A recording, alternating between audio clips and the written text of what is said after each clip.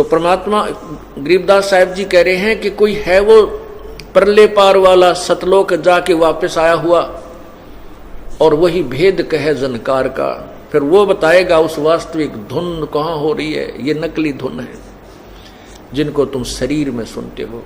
परमात्मा कहते अंड और पिंड से पार स्वदेश हमारा है।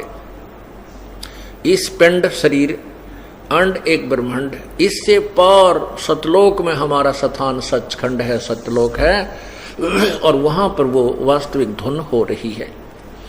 और आप लोग जो ये धुन सुन रहे हैं, ये काल की धुन है। ये काल ने अपने नकली संत भेज करके आपको मिसगाइडेड करवा रखा है।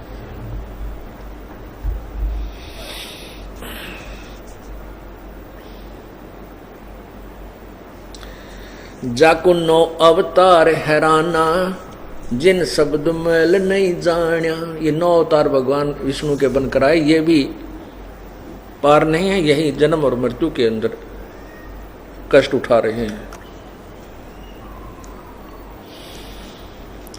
वे तो जाको 9 अवतार हैराना, जिन शब्द मैल नहीं जान्या। वह तो चुक के लोक ठिकाना, नहीं पाया देश दीवाना। वो अपना जो देश है जिसके लिए हम दीवाने हो गए हैं, उसकी महिमा सुन सुनकर वो दीवाना देश अर्थात सत्यलोक नहीं मिला इन महापुरुषों को। जाके शंख पतालों चरना, जाका शीस गगन सुन अरना। जाके रूप रेख सही वरना, सो तो नहीं वृद्धा नहीं तरना। सो तो नहीं वृद्धा नहीं तरुणा। वो न बूढ़ा है न जवान, मतलब वो एक रस रहता है, वो बूढ़ा नहीं होता।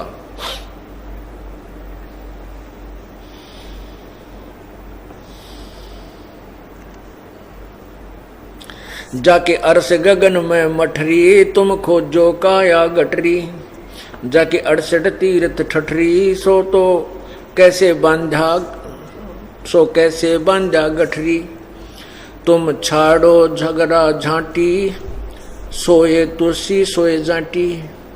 अब हम कहाँ आगे पूजा करते करते हम तुलसी की पूजा करने लगे। तुलसी को माता रूप ले लिया। और तुलसी कौन थी? ये उस राक्षस की पत्नी थी जिसने देवताओं के छक्के छुड़ा दिए थे। और किसी ने बताया था कि ये पतिव्रता है तुलसी, और इसका पतिव्रता धर्म भंग किया जाए तो ये राक्षस मरेगा। भगवान विष्णु ने ये बीड़ा उठाया, ये पाप कर्म किया, और फिर इसका तुलसी का पति मर गया। हाहाकार मची, टक्कर मारी हैं, फिर विष्णु जी को विष्णु ने श्राप दिया। तो ये तो है उस तुलसी देवी यानी उस स्त्री पुण्यात्मा जो पतिव्रता थी, और उसके साथ भी इन भगवानों ने घिनौना कर्म करना पड़ा। तो पुण्यात्मा परमात्मा कहते हैं दास गरीब या चूक दरोंदर, या तो ऊपर से लेकर नीचे ती बिजली पड़ी हुई है। ये तो पूर्ण परमात्मा के ज्ञान से ही इस जीव को इस अच्छे और बुरे का ज्ञान होगा, और ज्ञान भी हो गया और परमात्मा की रजा नहीं है तो उस ज्ञान के ऊपर आप रुक भी नहीं सकते।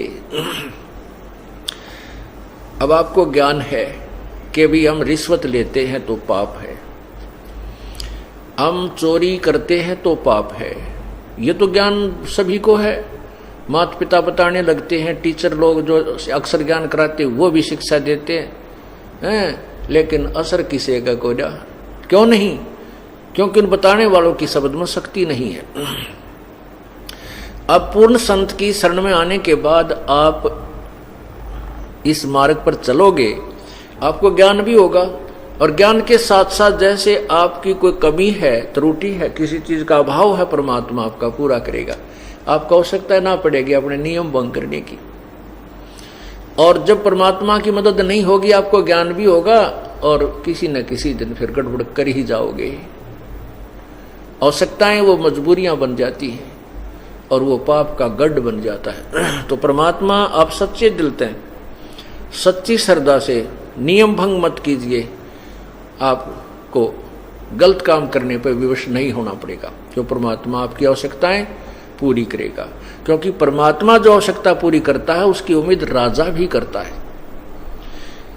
इसलिए परमात्मा ऐसी शक्ति है जो हमारे हर तरह से बरकत भी देता है और आपके धन में वृद्धि भी कर देता है। जैसे पिछली बार आपको बताया था, एक भक्त के अकाउंट में 16,000 रुपये जमा हो गए। उससे पहले बहुत से ऐसे प्रमाण हैं कि एक भक्त कह रहा था कि हमने 5,000 रुपये रखे थे, हमारे 8,000 रुपये मिले, जबकि गिनकर रखे थे वो 5,000 बहुत ज़रूरी थे। उनको कति एक ना पैसा उस स्थान को तो हम छेड़ा नहीं करते थे, 8,000 रुपये पाए।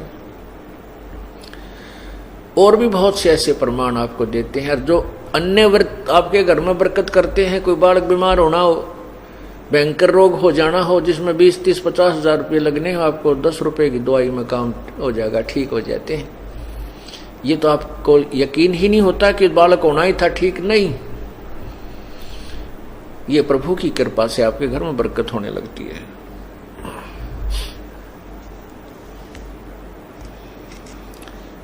ये तो कहते हैं कि तुम तुलसी पूजन लागे। तुलसी भी एक जो है पौधा है और कुछ जाति पूजन लागे। कहते हैं इसलिए तो तुलसी की पूजा, इसलिए जाति की। ये मोक्षदायक नहीं है। यदि ये मोक्षदायक होती तो अपने सदग्रंथ पवित्र गीता जी, पवित्र वेदों में लिखा मिलता। पवित्र गीता जी, पवित्र वेद, ये पूर्ण परमात्मा यानी पूर्ण वेद पूर्ण परमात्मा के द्वारा दिए हुए हैं। इस ब्रह्म को, ये ब्रह्म के द्वारा आगे उच्चारण किया गया है। और सवसम वेद जो 5वां वेद है वो प्रभु ने स्वयं अपने मुख से उच्चारण किया है। उसमें सर्ववेद है। और उसके वेद और गीता के अतिरिक्त जो अन्य पुराण हैं वो भगवान के द्वारा, ब्रह्म के द्वारा नहीं बोले गए। वो बोले गए हैं ब्रह्मा, विष्णु, महेश, इनमें से या किसी ऋषि के द्वारा। तो जो आदेश वेदों और गीता में है वो प्रभु का है। उसके अतिरिक्त जो अन्य आदेश है पुराणों में वो किसी देव का है। जैसे आपको उदाहरण बताया था कि एक व्यक्ति का मित्र था दरोगा SHO, और उस अपने मित्र से उसने कहा जाकर के दरोगा को कि मेरा जो पड़ोसी है मुझे बहुत दुखी करता है, बहुत तंग कर दिया उसने। दरोगा जी ने कह दिया कि मार लठ, उसका माप देख लूंगा। अब मित्र ने आकर के उसके साथ झगड़ा ठान लिया पड़ोसी के साथ, पड़ोसी का लठ मार दिया, उसकी मृत्यु होगी और उस व्यक्ति को सजा हो गई, उसके मित्र को, दरोगा के मित्र को। क्योंकि राजा का संविधान है कि कोई किसी की मृत्यु करता है, हत्या करता है, हिंसा करता है तो उसको सजाए मौत दी जाती है। और उस व्यक्ति ने अपने मित्र दरोगा, एक अधिकारी के वचन की, आदेश की पालना कर ली जो राजा के आदेश के विपरीत था। उसने संविधान तोड़ दिया राजा का, तो उस व्यक्ति को सजा का पात्र होना पड़ा। ठीक इसी प्रकार वेद और गीता में जो ज्ञान है वो प्रभु का संविधान है। उसके अतिरिक्त जो किसी ने अन्य सदग्रंथ, अब अपने अन्य कोई अनुभव लिखा है किसी देव का, जैसे पुराण है, ये किसी देव की, ऋषि की लिखी हुई वाणी है, इनका अपनी सोच, अपना आदेश है। यदि वो वेदों और गीता के विपरीत है तो वो संविधान टूट रहा है, उसका दोषी होना पड़ेगा, उसकी सजा मिलेगी। तो यहां क्या कहते हैं, चाहे तुलसी पूजो चाहे जाटी पूजो, दोनों व्यर्थ हैं। तुम छोड़ो झगड़ा झांटी, सोए तुलसी सोए जाटी, बानी हमारी बाठी, कैसे बांधा करता गाठी। अब क्या कहते हैं कि हमारी जो वाणी है ये अनमोल है, ये सत्य है। और तुम बताओ, तुमने भगवान की मूर्ति बना ली पित्तल की या पत्थर की, और उसको अपनी गठड़ी में बांध कर सिर पर धर कर चल पड़े तीर्थ पर कि रास्ते में कहीं अपनी पूजा करेंगे। तो तुमने भगवान ने गठड़ी में बांध लिया, फिर भगवान की सावो, वो तुम्हारी क्या मदद करेगा। ये तो ठारा भार बनमाली, देखो खालक बिन नहीं खाली। क्या बताते हैं कि यदि तुम जाटी और तुलसी को पूज रहे हो, बस फिर तो परमात्मा के ही दिए हुए सब फूल पौधे पेड़ हैं, उन सब की पूजा कर लो। वो सभी पूज्य हैं क्योंकि कुछ ना कुछ राहत आपको सभी को दे रहे हैं।